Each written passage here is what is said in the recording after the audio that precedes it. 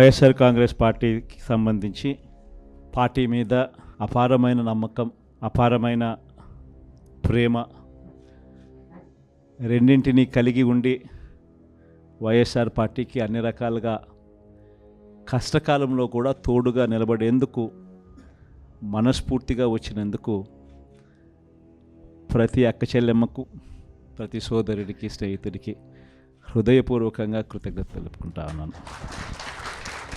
ఈరోజు రాష్ట్రంలో జరుగుతూ ఉన్న పరిస్థితులన్నీ కూడా మీకు అందరికీ కూడా తెలియని కావు.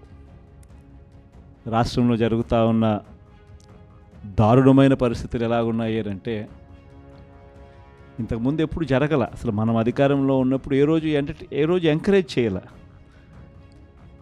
ఎన్నికలు అయ్యేదాకా మాత్రమే రాజకీయాలు, ఎన్నికలు అయిపోయిన తర్వాత మనకు ఓటు వేయని వారు కూడా మనవారే అన్నట్టుగానే ప్రతి అడుగు కూడా మనం అలాగే వేసాం.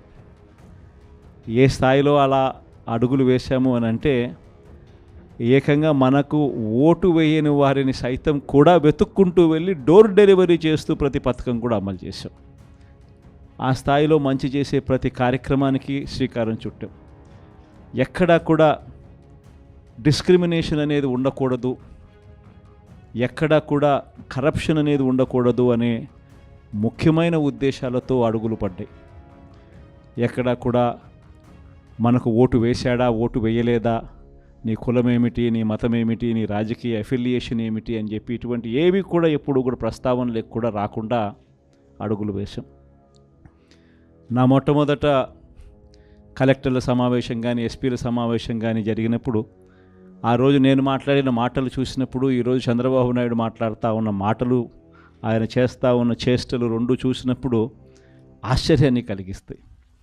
ఎందుకంటే మనం ఆ రోజు పంపించిన మెసేజ్, ముఖ్యమంత్రిగా మనం ఉన్నప్పుడు పంపించిన మెసేజ్, న్యాయం ధర్మం అన్నది అందరికీ ఒకటే, న్యాయం ధర్మం కాపాడడానికి మనమంతా ఉండాలి అని చెప్పి ఆ రోజుల్లో మనం మాట్లాడితే, ఈరోజు మాత్రం ఎలా ఉంది అని అంటే న్యాయం కొందరికి మాత్రమే అన్నట్టుగా తయారు చేశారు ఈరోజు వ్యవస్థను. ఏ స్థాయిలోకి ఈరోజు దిగజారిన లా అండ్ ఆర్డర్ కనిపిస్తూ ఉందనంటే, పై స్థానంలో పైనున్న వాళ్ళు రెడ్ బుక్లు పెట్టుకుంటారు.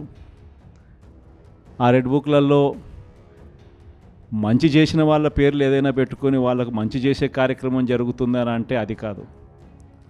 రెడ్ బుక్లలో ఎవరిని తొక్కాలి, ఎవరిని నాశనం చేయాలి, ఎవరి ఆస్తులు ధ్వంసం చేయాలి, ఎవరి మీద కేసులు పెట్టాలి అనే అంశాల మీద రెడ్ బుక్కులు తయారు చేసుకొని పై స్థానంలో ఉన్న వాళ్ళు రెడ్ బుక్కుల పేరుతో అరాచకాలు సృష్టిస్తూ, దొంగ కేసులు పెడుతూ, ఎలా ఇరికించాలి అని చెప్పి ఆరాటపడుతూ విధ్వంసానికి పై స్థాయిలో వాళ్ళు పాటుపడుతూ ఉంటే, కింది స్థాయిలోకి వచ్చేసరికి ఎవరెవరి స్థాయిలో వాళ్ళు కూడా రెడ్ బుక్కులు తెరవడం మొదలుపెట్టారు.